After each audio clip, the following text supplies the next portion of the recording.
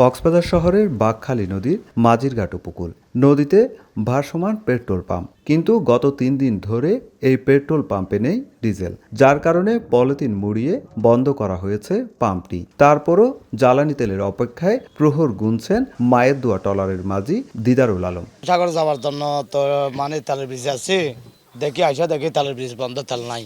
শুধু বাঁকখালী নদীর মাঝিরঘাট নয়, এই নদীর উপকূলে রয়েছে 20টির বেশি পেট্রোল পাম্প। এসব পাম্পে জ্বালানি তেলের চাহিদা পূরণ করে কক্সবাজারের মাছ ধরার কয়েক হাজার ট্রলারের। কিন্তু অনেক পাম্প বন্ধ 7 দিন ধরে, আবার কোনোটি বন্ধ 3 দিন ধরে, যার কারণে নদীর তীরে এসেও ট্রলারগুলোর জন্য মিলছে না জ্বালানি তেল। এতে নদীতে নোঙর করা রয়েছে ট্রলারের সারি। এসব ট্রলারে দুশ্চিন্তায় দিন পার করছেন হাজার হাজার জেলে। বিকাশ পেমেন্টে 10,000 টাকার বেশি অফার। শপিং চলছে তো। তেল যদি খুঁজ করি, ওরা তো তেল দিতে পারে না, এখানে তেল না তেল দিব কোথায়?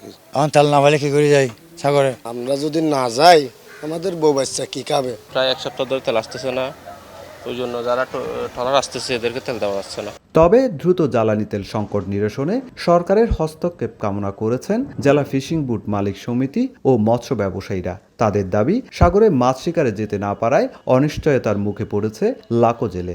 তেল না পেলে আমরা ট্রলার বের করার তো কোনো সাধ্য নাই, যার কারণে আমি সরকারের প্রতি আহ্বান জানাবো যে যত দ্রুত সম্ভব যেভাবে পারুক বাংলাদেশের মধ্যে তেলের জাহাজগুলো ঢুকুক। আমরা তেল পাওয়ার আশা করতেছি। মূলত হচ্ছে যদি তেল পাওয়া না যায়, জেলা পরিবারগুলো খুব অসহায় হয়ে পড়বে। কক্সবাজার উপকূলের মাছ ধরার ট্রলারের জন্য 21টি পেট্রোল পাম্পে প্রতি মাসে 10 থেকে 15 লাখ লিটার ডিজেল প্রয়োজন পড়ে। সুজাউদ্দিন রুবেল, সময় সংবাদ, কক্সবাজার।